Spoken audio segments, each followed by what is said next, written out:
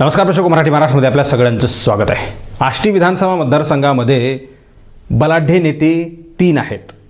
त्यामध्ये छोट्या प्रमाणामध्ये काही आहेत आणि काही इच्छुक नवे चेहरे आहेत। बलाढ्य नेत्यांमध्ये सुरेश धस आहेत, भीमराव धोंडे आहेत, बाळासाहेब आजबे आहेत आणि दुसरीकडे आता नव्यानं चेहरा आलेला राष्ट्रवादी काँग्रेस पार्टी शरद पवार गटाचे युवक प्रदेशाध्यक्ष हे महबूब शेख हे सुद्धा या निवडणुकीमध्ये इंटरेस्ट घेणार आहेत। सगळ्यात महत्त्वाची गोष्ट म्हणजे त्या ठिकाणाहून भीमराव धोंडे हे राष्ट्रवादी काँग्रेस पार्टी शरद पवार गटाकडे जाण्यासाठी इच्छुक आहेत। ते शरद पवारांची भेटसुद्धा घेऊन आलेले आहेत असं बोललं जात आहे। तर दुसरीकडं भीमराव धोंडे जर शरद पवार गटामध्ये गेले तर तिकडं सुरेश धस किंवा मग बाळासाहेब आजबे या दोघांना मार्ग मोकळा होईल आणि त्यामध्ये सुद्धा पेच आहे, बाळासाहेब आजबे की सुरेश धस दोघांपैकी कोणाला उमेदवारी, हा सगळ्यात मोठा सवाल त्या ठिकाणी उपस्थित राहिलेला आहे। सगळ्यात महत्त्वाची गोष्ट म्हणजे ती जागा राष्ट्रवादी काँग्रेस पार्टी अजित पवार गटाची आहे। तिथे विद्यमान आमदार आहेत बाळासाहेब आजबे आणि ती जागा स्टँडिंग उमेदवारालाच असेल असं त्यांच्या पक्षाकडून आणि सगळ्यांकडून ठरलेलं आहे असं ते आज म्हणतात। मात्र ऐन वेळेला कुठल्याही प्रकारचा काहीही निर्णय घेतला जाऊ शकतो, त्यामुळे तिथला उमेदवार हा स्टँडिंग आमदार असेल असं म्हणायचं काहीही कारण नाही। जरी ते आज म्हणत असले तरी तिथल्या उमेदवारांची सुद्धा परीक्षा घेतली जाणार आहे। कोण किती पाण्यात आहे, कोण किती मतांची संख्या घेऊन आहे, कोणाला किती मानणारा वर्ग आहे, कोण किती लोकप्रिय आहे, कोण तिथं ट्रान्सपरंट आहे, कोण तिथं भ्रष्टाचारी आहे, कोण लोकांच्या पसंतीस उतरलेला आहे, तिथल्या लोकांनी कोणाला नकारलेला आहे, तिथल्या लोकांचा रोष कोणावर आहे किंवा मग तिथले लोक कोणाला दर्जाहीन कोणाला चारित्र्यहीन समजतात, या सगळ्या गोष्टींची पाहणी केली जाणार आहे आणि त्याच्यानंतरच तिथे उमेदवारी दिली जाऊ शकते अशी सगळी परिस्थिती सध्या निर्माण झालेली आहे।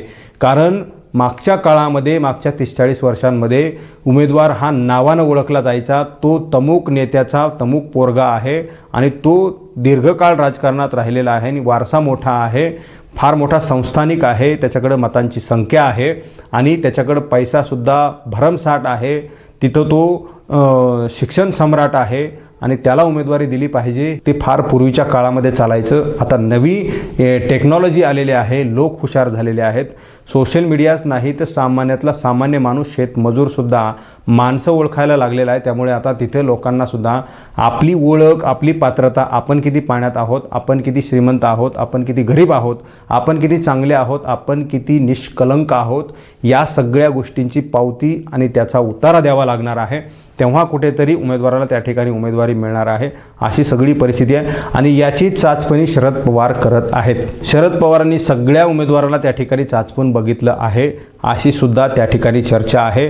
सुरेश धस हे सुद्धा शरद पवारांकडे गेले होते, त्यांची सुद्धा भेट झाली असल्याची माहिती आमच्यापर्यंत पोहोचलेली आहे। दुसरीकडे भीमराव धोंडे त्या ठिकाणी जाऊन आलेले आहेत, त्यांनी सुद्धा उमेदवारी त्या ठिकाणी मागितलेली आहे आणि सुरेश धस भीमराव धोंडे यांच्यानंतर राष्ट्रवादी काँग्रेस पार्टी शरद पवार गटाकडून त्या ठिकाणी महबूब शेख सुद्धा निवडणुकीमध्ये आणि निवडणुकीच्या रणांगणामध्ये असू शकतात अशी सगळी परिस्थिती आहे। भीमराव धोंडेंना उमेदवारी देण्यासाठी त्या ठिकाणी शरद पवार कच खात आहेत असं सुद्धा बोललं जात आहे। भीमराव धोंडेंचे जे काही त्यांच्यावर लागलेले ॲलिगेशन आहेत, त्यांच्यावर लागलेले आरोप आहेत, या सगळ्या गोष्टींमध्ये भीमराव धोंडे हे निष्कलंक ठरू शकत नाहीत अशी सगळी परिस्थिती असल्यामुळे तिथे सुद्धा भीमराव धोंडेंना घेण्यासाठी शरद पवार सुद्धा थोडीफार कच खात आहेत, मागे पुढे बघतायत असं सुद्धा बोललं जातं। त्यामुळे भीमराव धोंडे सुद्धा त्या ठिकाणी संस्थानिक शिक्षण सम्राट, आर्थिक पाठबळ असलं तरी त्यांनाच उमेदवारी मिळेल असं अजिबात नाही। सगळ्या उमेदवारांची मी सांगितल्याप्रमाणे चाचपणी होईल, सगळ्यांची परीक्षा घेतली जाईल, सगळ्यांच्या विरोधामध्ये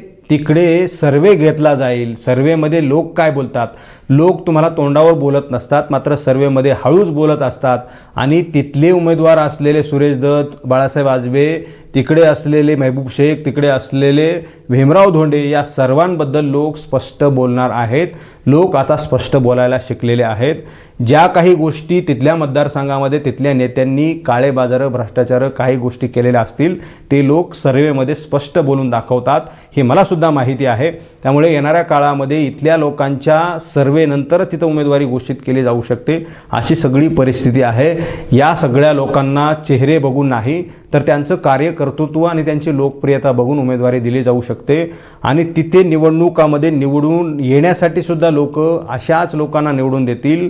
कार्यकर्तृत्व, लोकप्रियता, ट्रान्सपरंट, कुठलाही निष्कलंक नसलेला, कुठलाही भ्रष्टाचाराचा आरोप नसलेला अशाच माणसाला त्या ठिकाणी लोक निवडून देतील अशी सगळी परिस्थिती आहे. त्यामुळे येणाऱ्या काळामध्ये या सगळ्या गोष्टींना कसं खतपाणी घातलं जातं आहे पक्षांच्या प्रमुखांकडून, पक्षांच्या श्रेष्ठींकडून, हे आता पाहावं लागणार आहे. त्यामुळे आष्टी पाटोदा शिरूर मतदारसंघामधल्या कुठल्याही उमेदवारांना असं समजायचं कारण नाही की मी फार लोकप्रिय आहे, मला फार मोठा वारसा आहे, माझ्याकडे फार मोठा पैसा आहे, माझ्याकडे फार मोठ्या संस्था आहेत, माझ्याकडे फार मोठे कर्मचारी आहेत म्हणून मी आमदार होईल असं कुणीही त्या ठिकाणी समजू नये. असं लोक त्या ठिकाणी स्पष्ट बोलणार आहेत. पुढच्या काही दिवसांमध्ये मराठी महाराष्ट्र त्या मतदारसंघामध्ये येणार आहे. या सगळ्या गोष्टी तुम्हाला लोकांच्या तोंडून ऐकायला मिळणार आहेत. मी जे बोललो त्यावर तुम्हाला काय म्हणायचं मित्रांनो, तुम्ही कॉमेंट बॉक्समध्ये प्रतिक्रिया द्या. हा व्हिडिओ जर तुम्हाला आवडला असेल तर जास्तीत जास्त शेअर करा. चॅनलवर तुम्ही नवीन असाल तर चॅनल सबस्क्राईब करा, बेल आयकॉन प्रेस करा. हा व्हिडिओ तुम्ही फेसबुकच्या प्लॅटफॉर्मवर पाहत असाल तर तिथेही फेसबुकच्या पेजला लाईक करा, फॉलो करा, शेअर करा. धन्यवाद.